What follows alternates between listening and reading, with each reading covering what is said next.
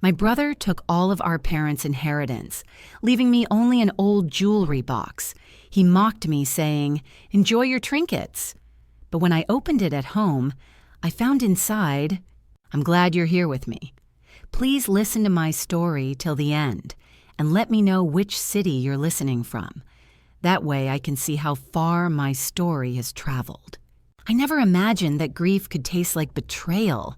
My mother died on a Tuesday in March, exactly 4 months after we buried Dad.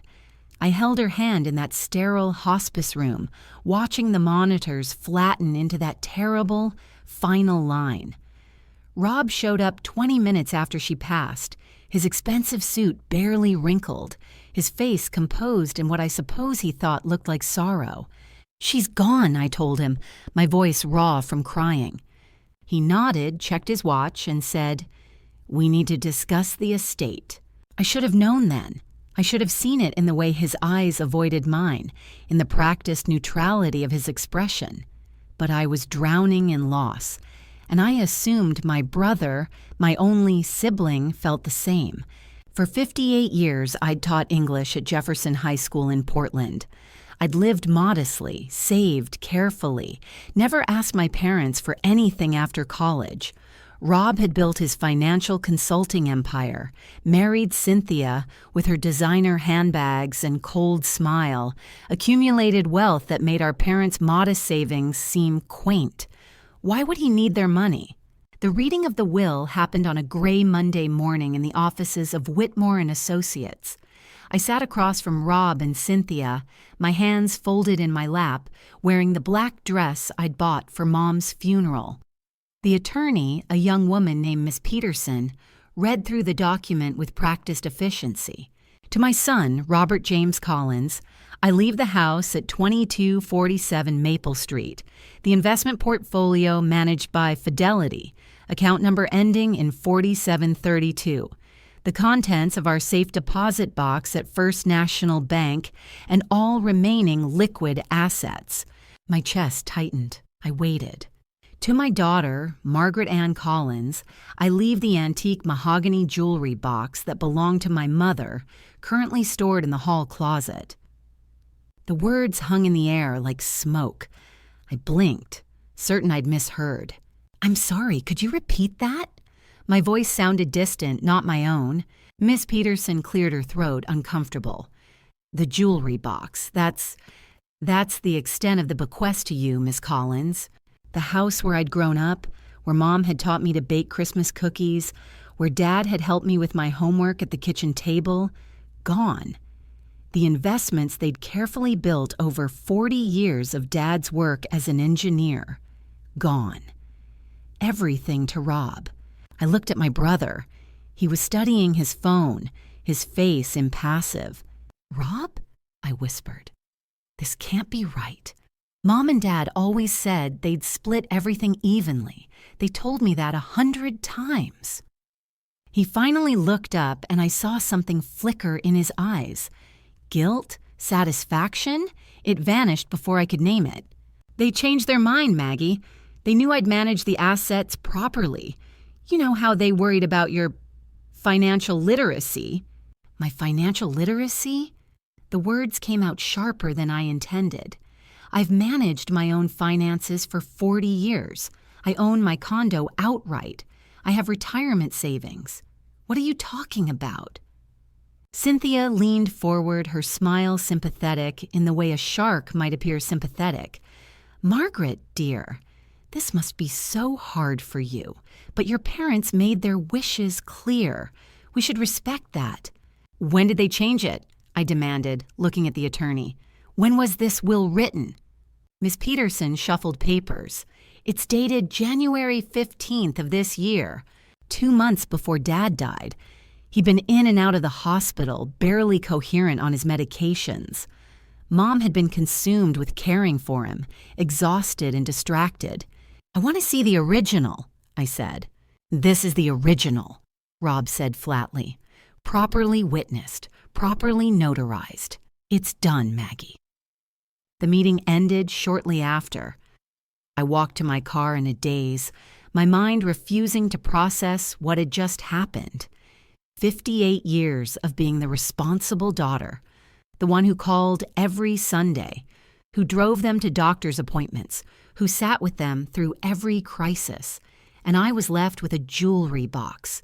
2 weeks later, Rob called to tell me I could pick up my inheritance from the house that was no longer my childhood home but his property, to sell or keep as he pleased. I drove to Maple Street on a Wednesday afternoon. The key still worked. He hadn't changed the locks yet. Inside, everything was different. Mom's furniture was tagged with colored stickers. Her paintings, Dad's books, the piano I'd learned to play on, all marked for removal, for sale, for disposal. Rob was in the kitchen, directing 2 men from an estate sale company. He saw me and held up a hand. "Wait there, I'll get your box." He returned carrying the mahogany jewelry box I remembered from Grandma's dresser.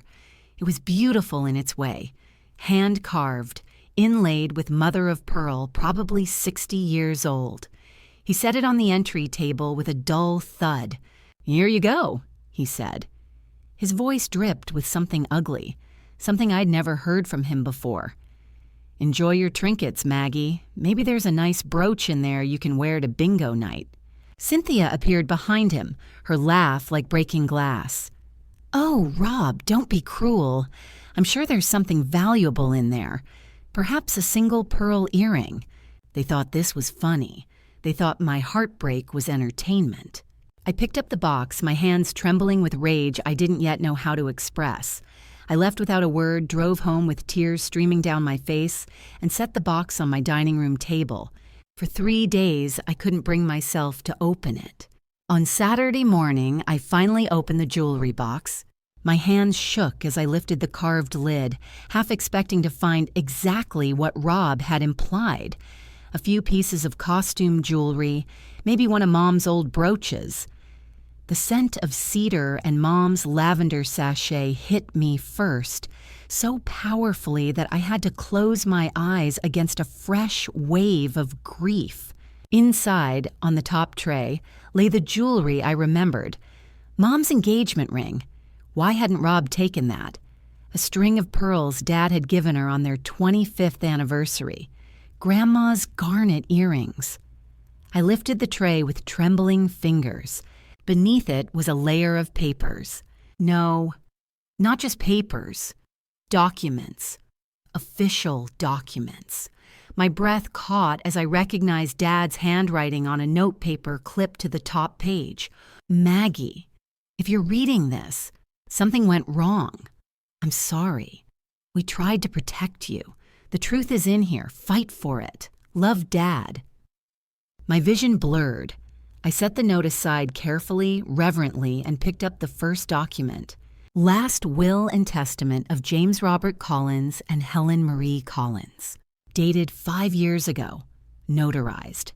Witnessed by their neighbors, the Hendersons, and their family attorney of 20 years, Gerald Whitmore. I read it 3 times before my brain could process what I was seeing. The estate was to be divided equally between Robert James Collins and Margaret Ann Collins, 50-50. The house would be sold and proceeds split. The investment accounts split. Everything divided fairly between their 2 children. This was the real will. This was what they'd always told me would happen. My hands moved faster now, pulling out more papers. There were bank statements showing Dad transferring money into a separate account, in my name, 3 months before he died. $5,000. Why hadn't I received notification? There was a letter from Gerald Whitmore, Mom and Dad's original attorney, dated 2 years ago.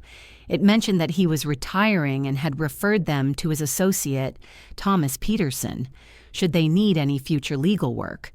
Thomas Peterson. Miss Peterson, who'd read Rob's will, was probably his daughter or wife. I pulled out more documents. There were medical records showing Dad's dementia diagnosis 18 months before his death. Notes from his neurologist stating he was not competent to make legal or financial decisions as of December of the previous year. The will Rob had presented was dated January 15th, 2 months after Dad had been declared incompetent. My heart pounded so hard I thought I might be sick. I spread all the papers across my dining room table, creating a timeline, cross-referencing dates. The picture became clearer and more terrible with each connection I made. There were photocopies of Dad's signature on various documents. I held them up to the window, comparing them. The signature on the real will was firm and clear, Dad's characteristic bold strokes. The signature on Rob's will was shaky, uncertain, not quite right. The final document was a copy of a check, made out to Thomas Peterson, attorney at law, $5,000, signed by Robert J. Collins, dated January 10th, 5 days before the fake will. I sat back in my chair, my body numb with shock and my mind racing. Rob had forged a new will. He'd taken advantage of Dad's dementia and Mom's exhaustion. He'd probably used that young attorney, Peterson, either bribing her or deceiving her about the circumstances. He'd stolen my inheritance, not just the money, but my parents' wishes, their final act of love and fairness toward their children. And Mom and Dad had known, or at least suspected. That's why Dad had hidden these documents in the one thing he knew Rob wouldn't want, Grandma's old jewelry box. He'd protected the truth, knowing I'd eventually find it.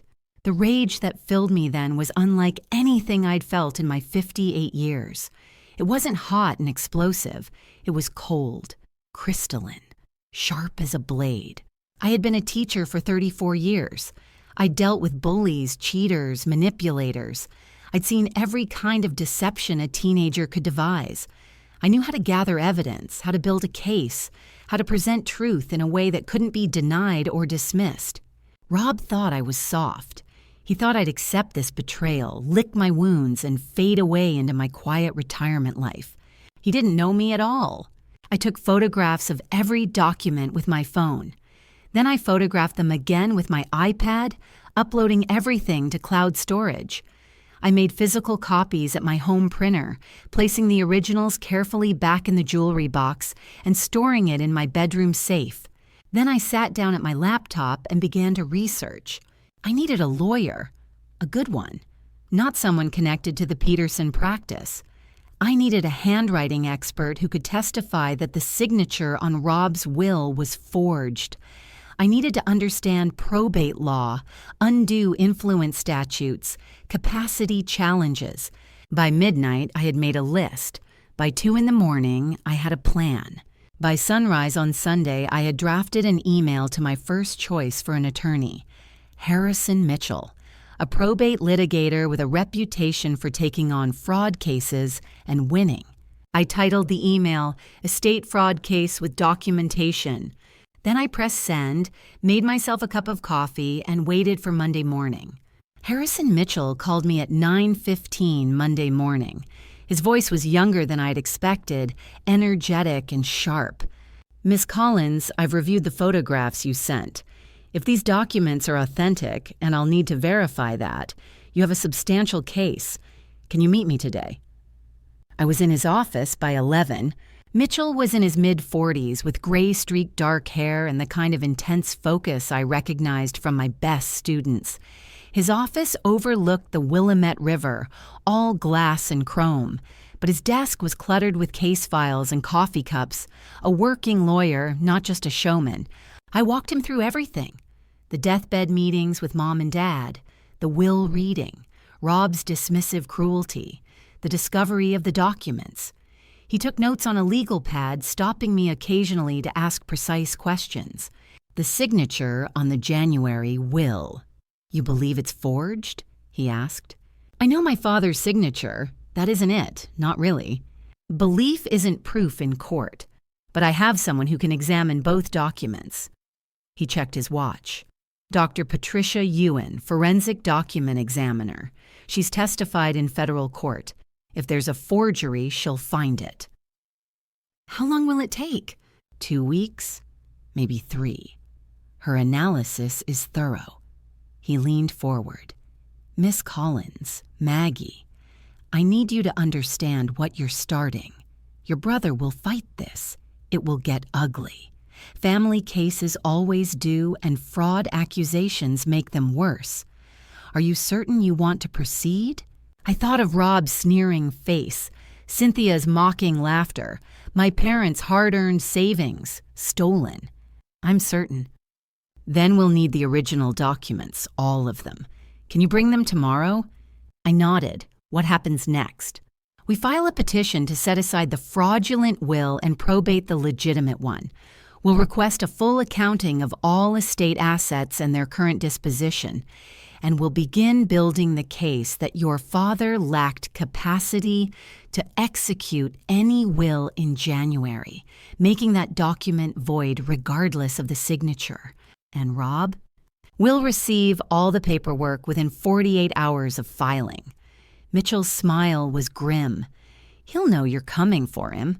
I left his office feeling lighter than I had in weeks. For the first time since Mom's death, I had hope. But I wasn't naive. I knew what was coming. Rob called that evening. I almost didn't answer, but something made me pick up. Maggie. His voice was careful, controlled. I ran into Janet Henderson at the grocery store today. She mentioned you'd been asking her questions about Dad's will, old wills. Why would you do that? Janet Henderson, one of the witnesses on the real will. She must have mentioned our conversation to someone, and somehow it got back to Rob. Just curious about estate planning, I said lightly. You know, given what happened, there's nothing to be curious about. Everything was handled properly. A pause. You're not thinking of making trouble, are you? Because that would be a mistake, Maggie. A very expensive mistake. Is that a threat, Rob? It's advice from your brother who cares about you. Let this go. I hung up without responding. He knew. Maybe he didn't know everything, but he sensed something was wrong. Good. Let him worry. 2 weeks later, Dr. Patricia Ewan delivered her report. I sat in Mitchell's office while he read the highlights aloud, though he'd already emailed me the full document. The technical language was dense, but the conclusion was devastatingly clear. The signature attributed to James Collins on the will dated January 15th is not consistent with known exemplars of his authentic signature. Analysis reveals hesitation marks, pen lifts inconsistent with Collins' usual signing method, and tremor patterns suggesting either simulation of a signature by another party or signing under severe physical impairment. The pressure patterns are inconsistent with the deceased's typical writing. Combined with medical evidence of advanced dementia at the time of alleged signing, it is my expert opinion that this signature is either forged or obtained under circumstances that rendered the signatory incapable of understanding the document's contents. She's saying it's fake, I said. She's saying it's inadmissible, which is better. Mitchell closed the file. With this and your father's medical records, we have everything we need. I'm filing the petition tomorrow morning. And then? Then we wait for your brother to respond. He'll have 30 days. Mitchell's expression was serious. Maggie, once we file, there's no going back quietly. This becomes public record. The accusations of fraud will be documented. Your family conflict will be a matter of court record. I thought about Thanksgiving dinners we'd never have again, Christmas mornings that were already lost. The brother I'd grown up with had disappeared the moment he forged Dad's signature. File it, I said. The petition was filed at 9 a.m. on Tuesday, April 30th. Rob was served with the papers at his office at 2 p.m. the same day. He called me at 2:45. I didn't answer. He called again at 3, at 4, at 6:30. Finally, at 8 p.m., my doorbell rang. I looked through the peephole and saw Rob standing on my doorstep, his face flushed with rage, Cynthia beside him with her arms crossed. I didn't open the door. "Maggie," Rob shouted, "open this door right now. We need to talk about this insanity." "Talk to my attorney," I called through the door. "You're making the biggest mistake of your life." Cynthia's voice was shrill. "Do you have any idea what you've started?" "Yes," I said quietly. "I've started telling the truth." Their shadows remained in my peephole for another 5 minutes before they finally left. I sat on my couch, my heart racing, and realized I was smiling. The point of no return had passed. I was going to fight. Rob's attorney responded to the petition within a week. His name was Gerald Strauss, a bulldog litigator known for aggressive tactics. The response was exactly what Mitchell had predicted: a complete denial of all allegations, a counterclaim that I was attempting to defraud the estate, and a request for sanctions against me and my attorney for filing frivolous claims. "Standard intimidation tactics," Mitchell said, reading through the document. "He's trying to scare you into dropping this. It won't work." Good, because discovery is about to get intense. Discovery meant depositions. It meant turning over every email, every text message, every piece of correspondence related to my parents' estate. It meant Rob would do the same, and Mitchell's paralegal had already subpoenaed records from Thomas Peterson's office, the bank accounts, even Rob's phone records from January. My deposition was scheduled for June 3rd. 2 days before it, Cynthia showed up at my condo unannounced. I was grading papers. I'd been doing volunteer tutoring to keep my mind occupied when the doorbell rang. I opened the door to find her standing there alone, dressed in cream-colored linen, her expression carefully crafted into something resembling concern. "Margaret, please, can we talk? Just us, woman to woman." Every instinct told me to close the door, but curiosity won out. "You have 5 minutes." She sat on my couch uninvited, her designer bag placed precisely on the cushion beside her. "This legal battle is tearing the family apart. Rob is devastated. He loved your parents as much as you did.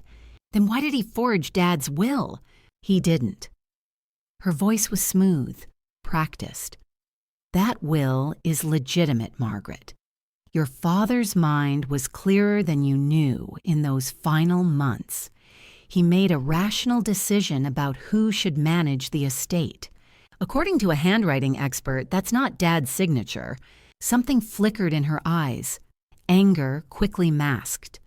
Experts can be wrong, and courts don't always side with them. You could spend years in litigation, waste thousands of dollars, and end up with nothing. Meanwhile, the estate assets are being depleted by legal fees. "Oh, what do you want, Cynthia?" She opened her bag and pulled out a check, set it on my coffee table. $50,000 made out to me, signed by Robert J. Collins. "Rob is willing to settle this quietly. Take this check, drop the lawsuit, and we'll all move on. It's more than you'd get from that jewelry box, and you won't have to endure months of ugly court proceedings." I looked at the check. $50,000. My share of the estate was worth somewhere between $300,000 and $400,000, based on the house value and investment accounts. He was offering me roughly 15% of what I was owed. "That's insulting," I said quietly. "It's generous, given that you have no legal standing." Her voice hardened. "The will is valid, Margaret. Rob didn't forge anything. Your parents made their choice. Accept it." "No.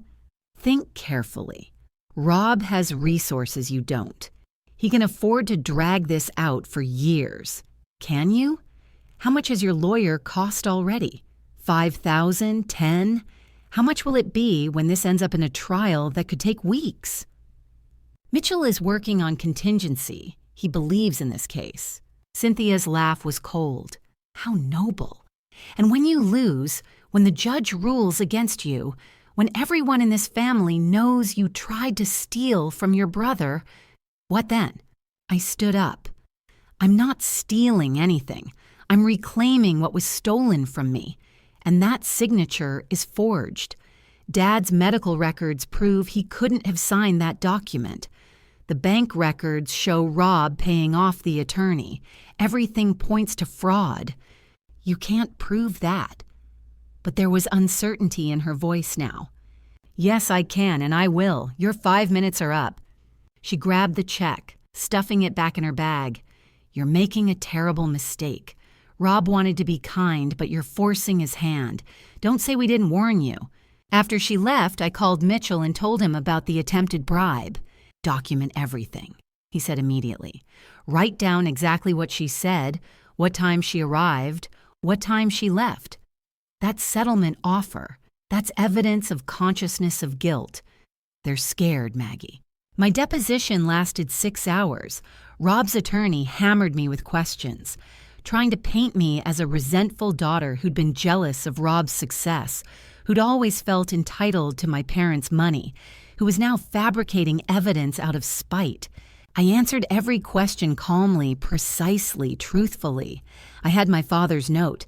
I had the original will. I had Dr. Ewan's report. I had nothing to hide. Rob's deposition was scheduled for June 17th.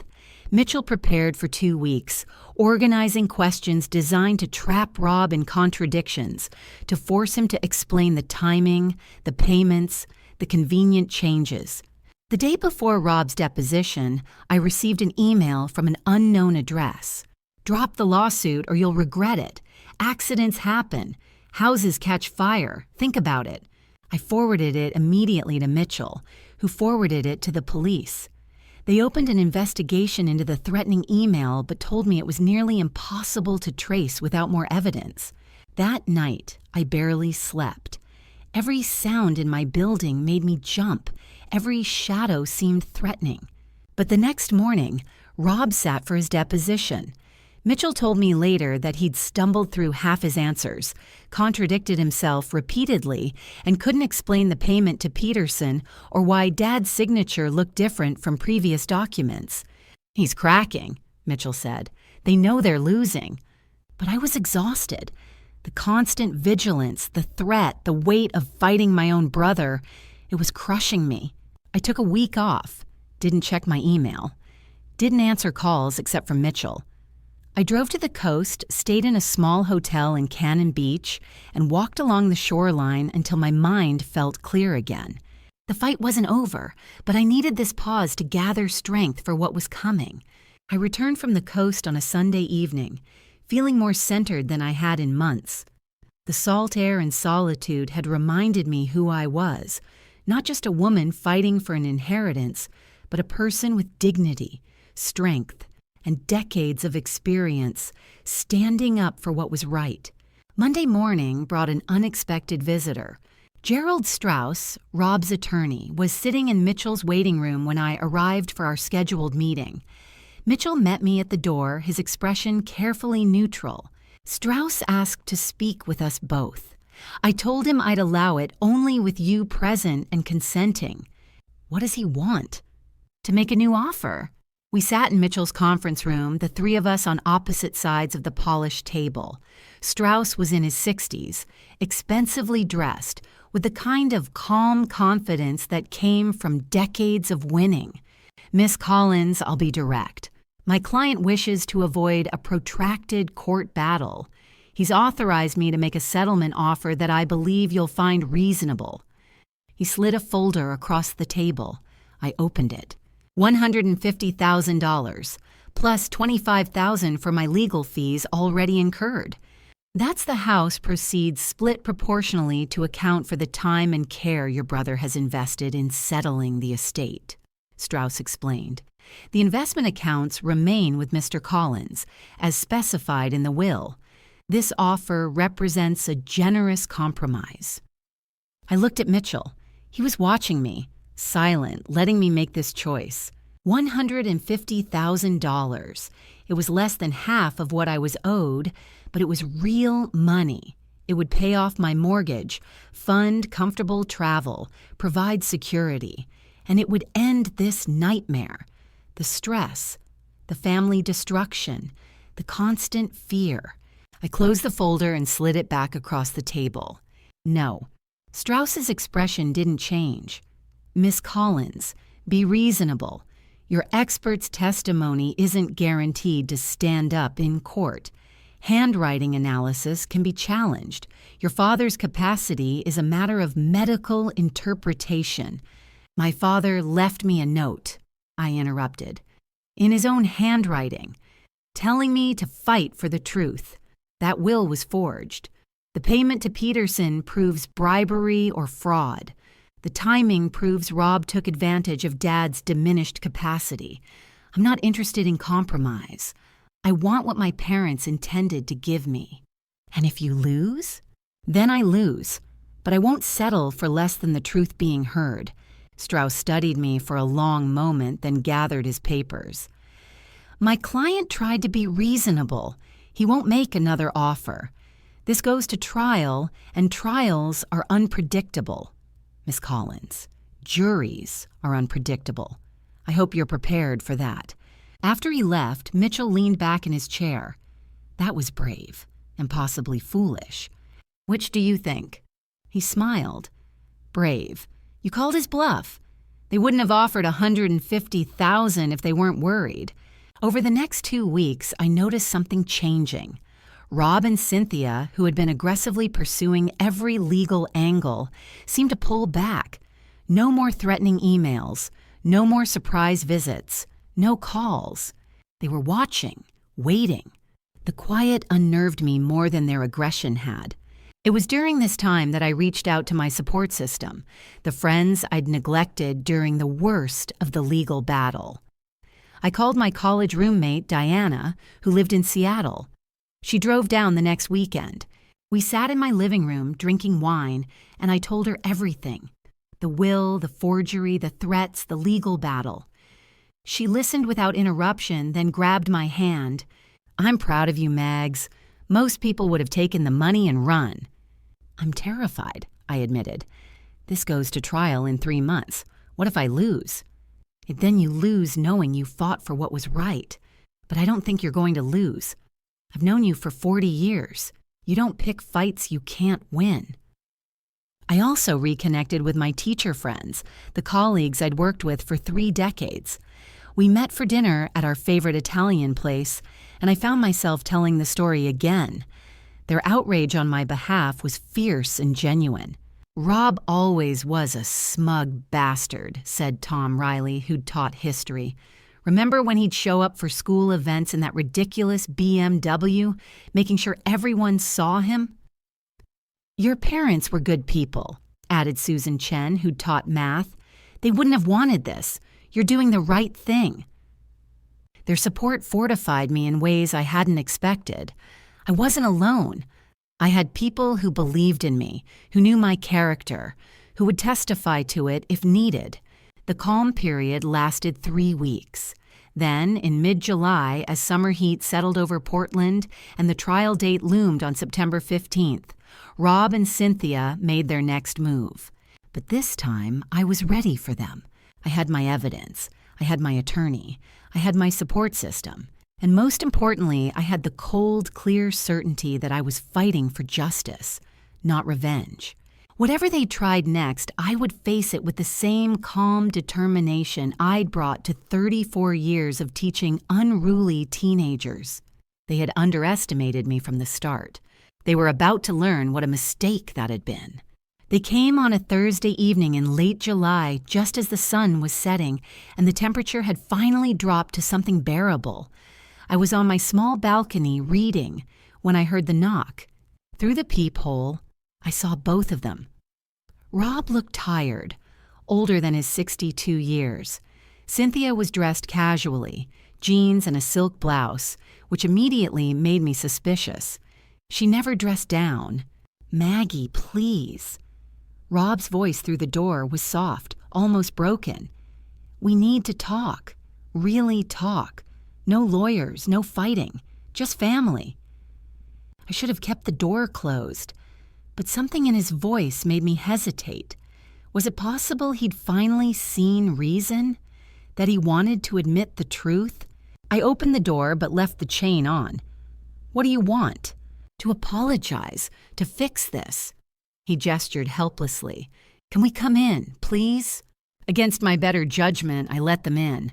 Rob sat heavily on my couch, his head in his hands. Cynthia remained standing, her arms wrapped around herself. It was a good performance. I'd give them that. I haven't been sleeping. Rob began. "This whole legal battle, it's eating me alive. I keep thinking about Mom and Dad, about how disappointed they'd be to see us fighting like this." "Then tell the truth," I said. "Admit what you did." "There's nothing to admit, Maggie." He looked up at me, his eyes pleading.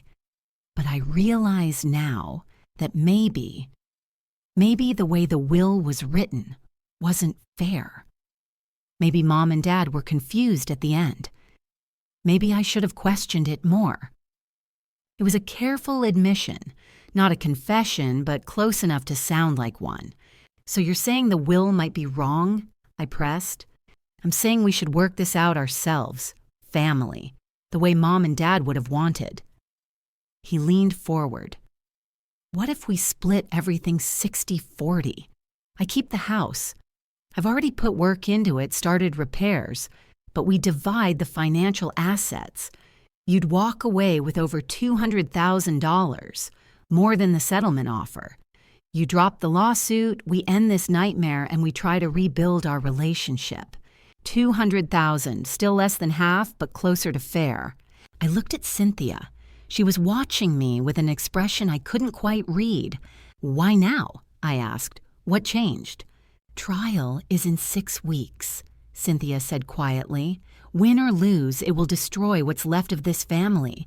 Your brother is trying to find a way to salvage something. By offering me less than I'm owed?" Rob's expression hardened slightly. "By offering you a guaranteed payout instead of a gamble. Maggie, you don't understand how trials work. I've talked to 3 different attorneys besides Strauss. They all say the same thing. Handwriting analysis is unreliable. Juries don't trust it. Your expert could be torn apart on cross-examination. And Dad's capacity, that's a judgment call. Some days he was clearer than others. The January will could be perfectly valid. It's not. You can't know that for certain." Cynthia moved closer, her voice taking on a softer, more intimate tone. "Margaret, think about what you're risking. If you lose at trial, you get nothing. 0. The judge could even order you to pay Rob's legal fees for bringing a frivolous suit. You could end up owing money. Mitchell doesn't think it's frivolous." "Mitchell gets paid either way," Rob snapped, his mask slipping. "He gets his cut of any settlement or judgment. He has no skin in this game. You do." The room felt smaller suddenly, the air thick with tension. "You're asking me to take a settlement that proves you were right," I said slowly. "That validates the forged will." "It doesn't validate anything," Rob said. "It acknowledges that our parents' final wishes are unclear, and we're choosing to compromise rather than fight.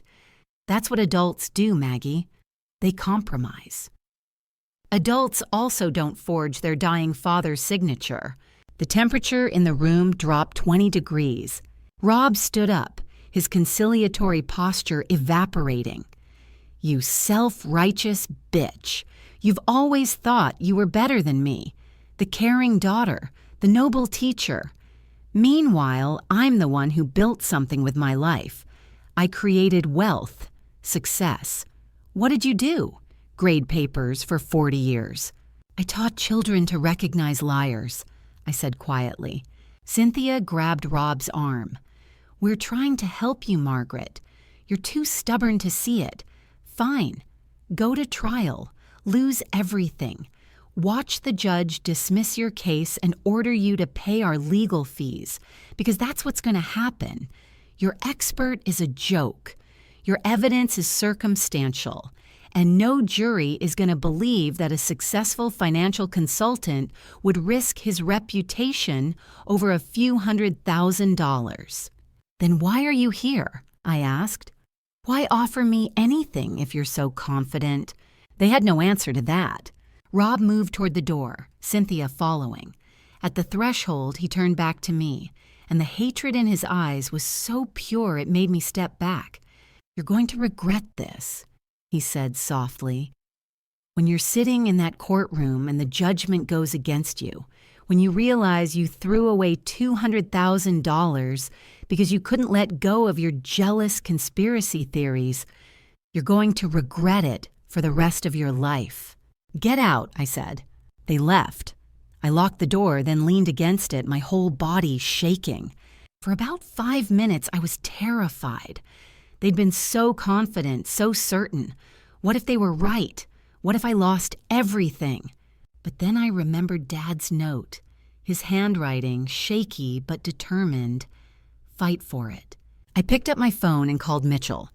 They came to my home, I told him. Tried to manipulate me into settling. I said no. Good. How do you feel? I thought about it. The fear was still there, but underneath it was something stronger, something harder. Ready, I said. I'm ready to finish this. September 15th arrived with unexpected rain, unusual for Portland in early fall. I stood outside the Multnomah County Courthouse watching water cascade down the concrete steps, and I thought about how appropriate it was. A cleansing storm before the truth finally came to light. Mitchell met me inside. "How are you feeling?" "Clear," I said. And I was. No more fear, no more doubt, just cold, calm certainty. The courtroom was smaller than I'd imagined from TV shows. Judge Sarah Brennan presided, a woman in her mid-50s with steel gray hair and a reputation for no-nonsense rulings. The jury, 7 women, 5 men, ranging from a college student to a retired engineer, watched as we took our seats.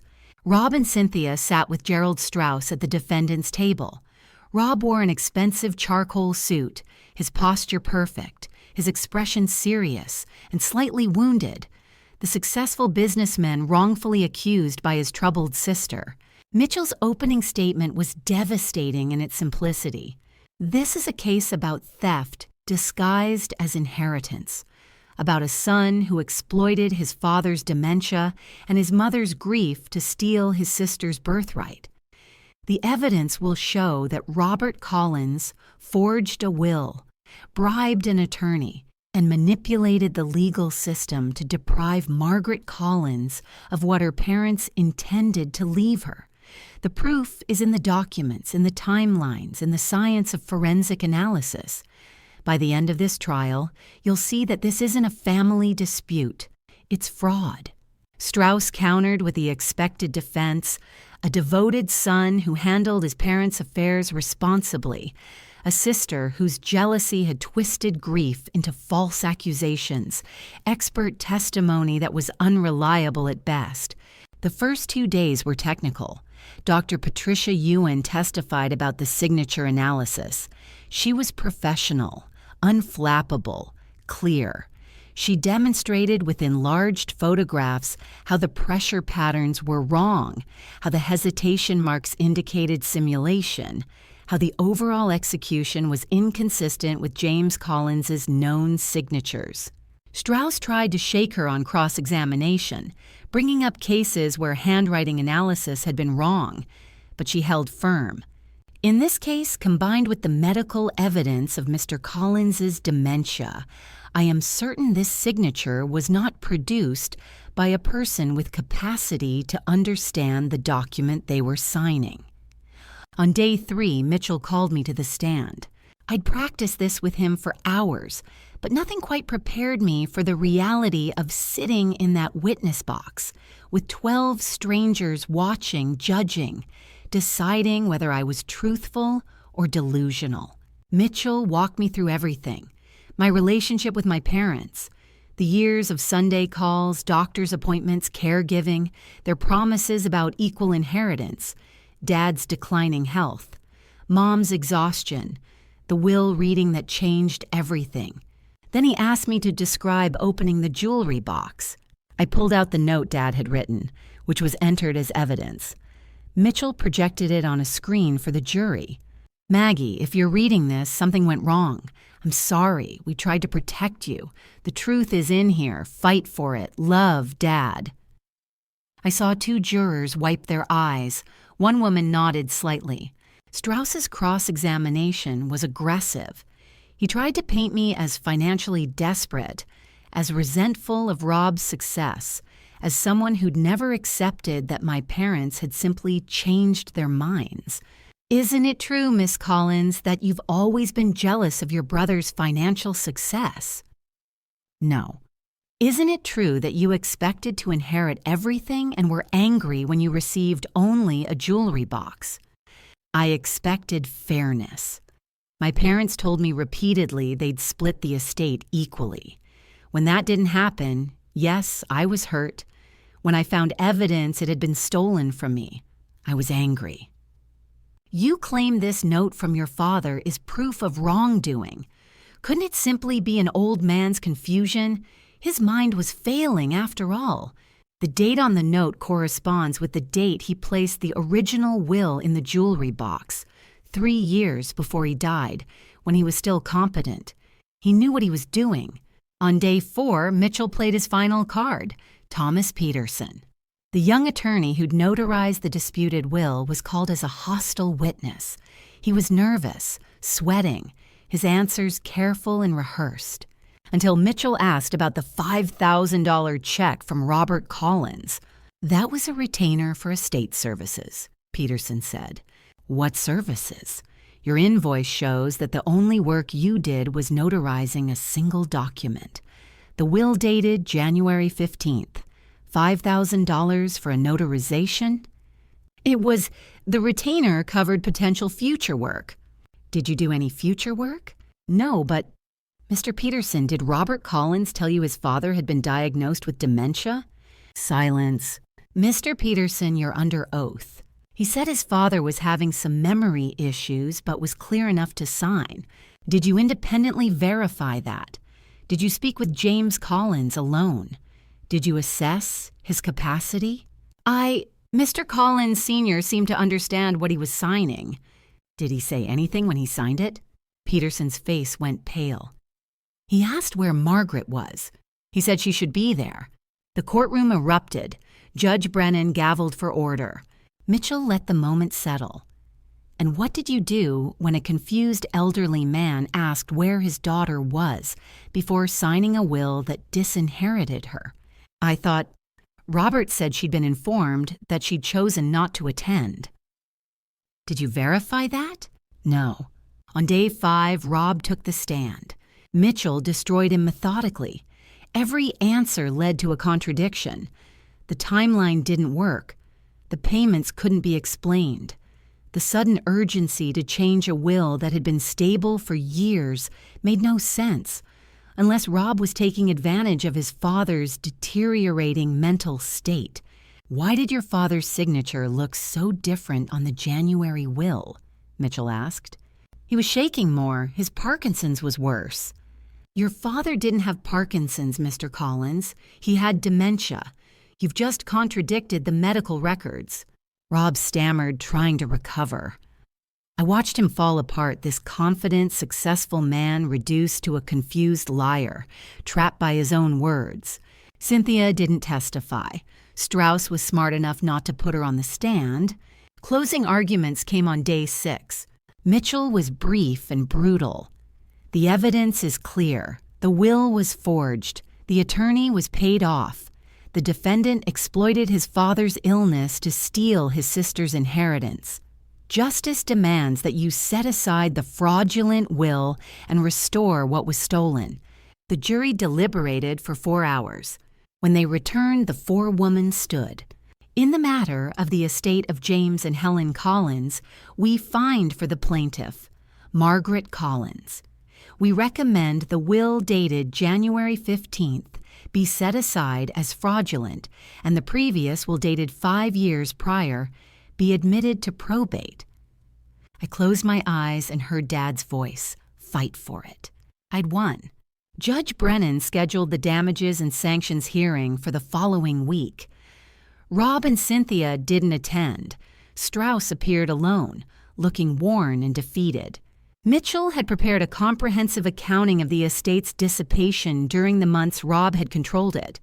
The house had been listed for sale at below market value to a company partially owned by one of Rob's business associates. Investment accounts had been liquidated and moved. Mom's jewelry, except for the pieces in the box Dad had hidden, had been sold at auction. Your Honor, Mitchell began, the defendant has systematically dismantled and appropriated assets that should have been held in trust pending proper probate. We're requesting not just restoration of assets, but compensation for the losses incurred through the defendant's fraudulent actions. Judge Brennan studied the documentation, her expression growing colder with each page. Mr. Strauss, does your client have any explanation for these transactions? Your Honor, my client believed he was acting properly under what he understood to be valid testamentary documents. What he understood to be a forged will he created. The judge interrupted. Let me be clear. This court finds that Robert Collins knowingly and intentionally defrauded his sister and violated his fiduciary duty to his parents' estate. The pattern of behavior demonstrates not just negligence, but calculated theft. She ruled that the house sale be immediately voided and the property restored to estate control, pending proper division. The investment accounts would be traced and returned, with Rob personally liable for any shortfalls.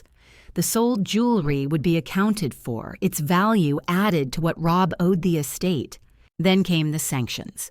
Mr. Strauss, your client will pay all of Miss Collins's legal fees and costs. Additionally, this court is imposing a fine of $50,000 for fraud upon the court and contempt for the testamentary process. Furthermore, I'm referring this matter to the Oregon State Bar for investigation of Thomas Peterson's conduct and to the District Attorney's Office for potential criminal prosecution of Mr. Collins for forgery and fraud. Criminal prosecution. I saw Strauss's shoulders slump. The judge wasn't finished. The final estate distribution will be delayed 90 days to allow for complete accounting. However, Miss Collins is awarded immediate possession of the family home and immediate access to her mother's personal effects still in the residence. Mr. Collins has 72 hours to vacate the premises and remove only his personal belongings. All of the deceased's property remains. Mitchell leaned over and whispered, "Total victory." The financial reckoning took another 6 weeks. Forensic accountants traced every transaction Rob had made. The house was worth more than initially estimated. The market had risen, and Dad's property was in a desirable neighborhood. After all assets were properly valued and liquidated, my share came to $387,000. Rob's share, after the sanctions, fines, penalties, and my legal fees, was roughly $120,000. But the financial victory was only part of his defeat. The Oregon State Bar suspended Thomas Peterson's license pending a full investigation. The publicity around the case made him toxic. No firm would hire him, no clients would trust him. His career was effectively over. The district attorney did file criminal charges against Rob, 2 counts of forgery, 1 count of fraud. His attorney negotiated a plea deal, 2 years probation, 500 hours of community service, and a permanent mark on his record. But worse than the legal consequences was the social destruction. Rob's reputation in Portland's financial community evaporated overnight. His clients, reading about the trial in the newspapers, began withdrawing their accounts. Who would trust their money to a man who defrauded his own sister and forged his father's will? His firm let him go 6 weeks after the verdict, citing ethical concerns and reputational damage to the company. Cynthia filed for divorce 3 months later. She'd married money and status. A disgraced, criminally convicted man facing financial ruin had neither. The divorce was swift and brutal. She took half of what little he had left. I heard through mutual acquaintances that Rob had moved to a small apartment in Beaverton, was working as a consultant for a third-tier financial firm, and had become essentially a pariah in the circles he'd once dominated. I felt no pity. As for me, I took possession of the house on Maple Street on a crisp October morning. I walked through the rooms where I'd grown up, touching the walls Dad had painted, standing in the kitchen where Mom had taught me to cook. I decided not to keep it. Too many memories, and I liked my condo. But I spent 2 weeks there, carefully going through every closet, every box, every drawer. I found photo albums, Dad's war medals, Mom's collection of antique teacups.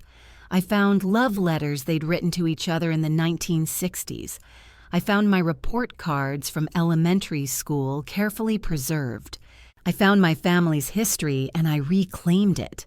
The house sold in November for $460,000. Added to the investment accounts and Mom's remaining jewelry, my final inheritance was just over $500,000.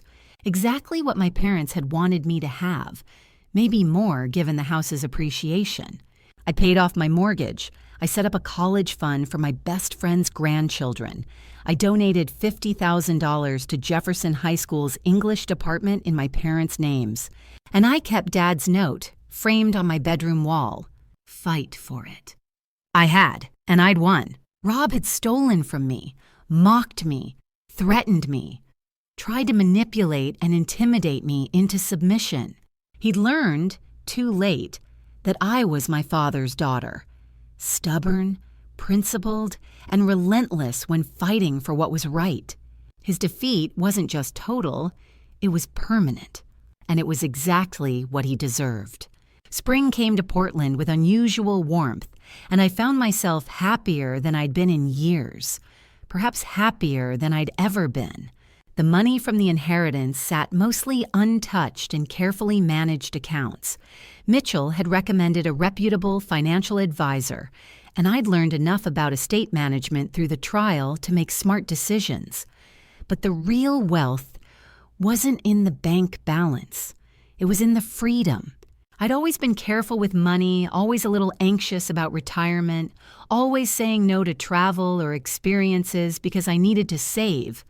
Now, at 59, I had security, real security, the kind my parents had wanted for me. I booked a trip to Italy in May, 2 weeks in Tuscany, something I dreamed about for 30 years. I took Diana with me, and we stayed in small villages, drank wine in medieval piazzas, toured vineyards, and laughed until we cried.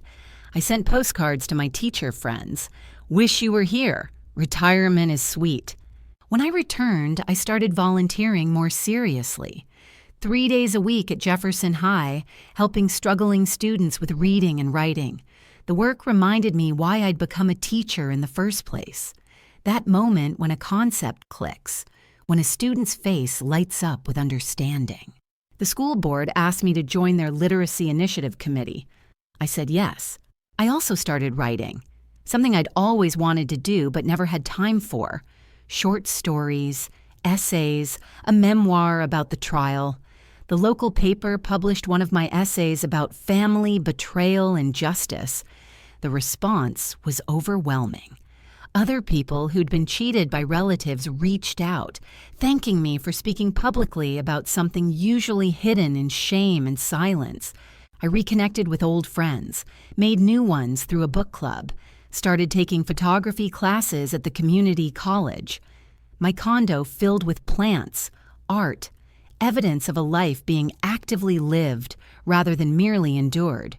In August, I met someone. His name was David, a widower, a retired architect, kind and funny and uncomplicated. We met at a museum lecture, started having coffee, then dinners, then weekend trips to the coast. Nothing rushed, nothing dramatic, just two people who enjoyed each other's company. You seem peaceful, he told me one evening as we watched the sunset from Cannon Beach, the same place I'd gone to think during the trial. Like you figured something out that most people never do. I learned that fighting for yourself isn't selfish, I said. It's necessary. Meanwhile, Rob's life continued its spiral downward.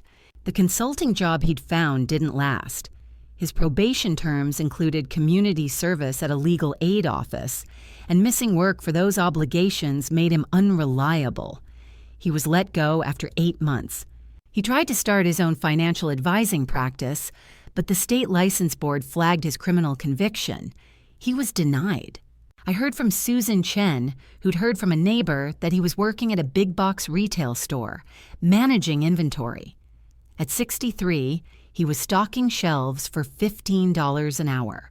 His house, the one he'd bought at the height of his success, went into foreclosure. The divorce from Cynthia had taken half his remaining assets, and he couldn't maintain the mortgage payments. He moved into a studio apartment in a part of town he'd once have been embarrassed to be seen in. He looked older, people said, gray, haggard, defeated. I ran into him once, accidentally, at a grocery store in November. We were in the produce section, and I turned a corner and there he was, reaching for apples with hands that shook slightly. He saw me, our eyes met. He looked away first, grabbed his apples, and hurried toward the checkout. He didn't acknowledge me, didn't speak. I felt nothing. No anger, no satisfaction, no pity. He was just a stranger who'd once been my brother and had chosen to destroy that relationship for money he didn't even need. Cynthia's fate was less dramatic, but perhaps more fitting. She remarried within a year, a wealthy older man, a real estate developer. But Portland's social circles hadn't forgotten her role in the fraud. She was excluded from charity boards, snubbed at galas, whispered about at country clubs. She'd wanted status and respect. She'd traded them for complicity in theft. Her new husband, I learned, had a reputation for controlling behavior and a string of acrimonious relationships with his ex-wives. She'd married for money again, and this time she'd gotten exactly what she deserved. As for Thomas Peterson, the attorney, his suspension became permanent disbarment after the state bar's full investigation. He'd been involved in 2 other questionable estate cases, nothing as blatant as Rob's fraud, but enough to establish a pattern of ethical violations. He left Oregon entirely, moved somewhere back east. His father's law firm, which had employed him, quietly removed his name from their website and materials. Everyone who'd participated in the fraud paid a price. Permanent, lasting consequences. Meanwhile, I thrived. I celebrated my 60th birthday with 40 friends at a restaurant overlooking the river. Diana gave a toast to Maggie, who taught us all that standing up for yourself isn't just brave, it's necessary.